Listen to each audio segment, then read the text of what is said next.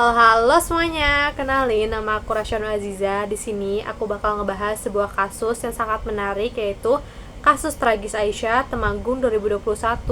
Kalian penasaran gak sih sama kronologinya? Langsung aja kita masuk ke videonya.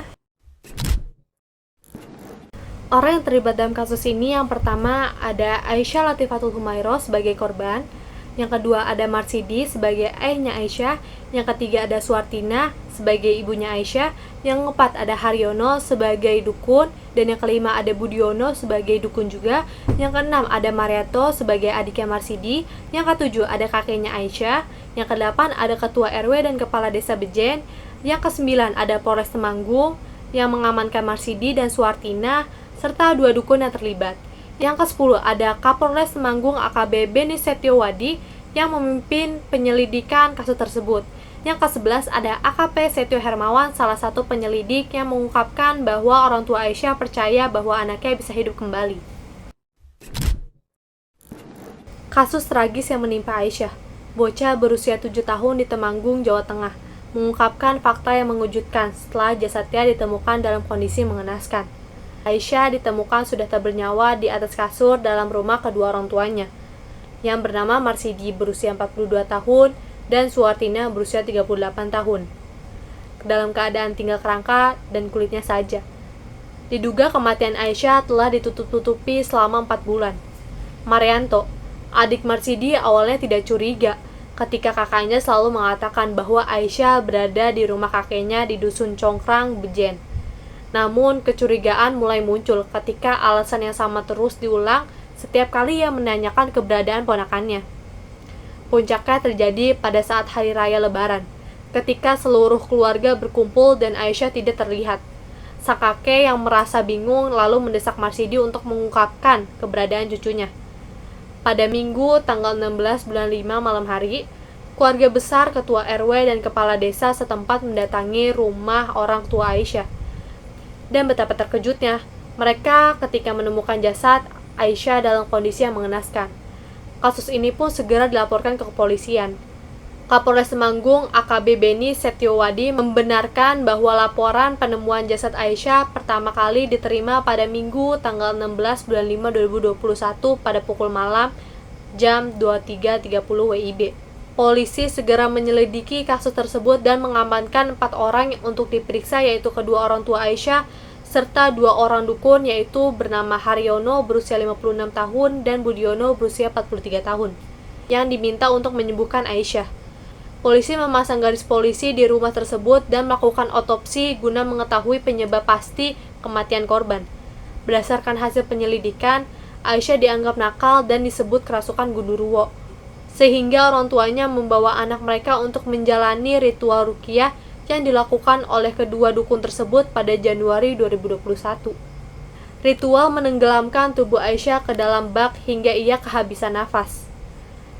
Yang lebih mengejutkan, Marsidi dan Suwartina percaya bahwa kedua dukun tersebut memiliki kemampuan untuk menghidupkan kembali kedua anak mereka.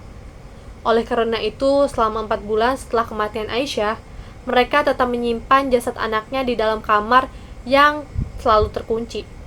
Untuk mengurangi bau tersebut, mereka secara berkala membersihkan jasad Aisyah menggunakan tisu dan cotton bud, dan menyemprotkan pengharum ruangan serta menaburkan kapur barus. Mereka bahkan rela mengeluarkan uang sebesar 6 juta rupiah untuk mengikuti ritual tersebut. Akibat perbuatannya, para pelaku dijerat pasal tentang perlindungan anak dan kekerasan dalam rumah tangga atau yang disebut KDRT, dengan ancaman hukuman maksimal 20 tahun penjara atau seumur hidup. Nah, jadi itu teman-teman, sebuah kasus tragis Aisyah yang berusia 7 tahun di Temanggung, Jawa Tengah. Selanjutnya ada teori sosiologi. Yang pertama ada teori struktural fungsional Emile Durkheim dan Talcott Parsons, yaitu memandang masyarakat sebagai sistem yang terdiri dari bagian-bagian yang saling berfungsi untuk menciptakan keseimbangan. Konflik dianggap sebagai sesuatu yang bersifat sementara dan dapat diselesaikan dengan penyesuaian sosial. Yang kedua ada teori konflik menurut Karl Marx dan Ralph Dahrendorf. menganggap bahwa konflik merupakan hal yang alami dalam masyarakat karena adanya perbedaan kepentingan antara kelompok yang berkuasa dan kelompok yang tertindas. Konflik yang sering terjadi karena ketimpangan sosial, ekonomi, dan politik. Yang ketiga ada teori interaksionisme simbolik menurut George Herbert Mead dan Erving Goffman, menekankan pada makna simbolik yang muncul dalam interaksi sosial. Konflik dapat terjadi akibat perbedaan persepsi atau makna yang diberikan individu terhadap situasi sosial.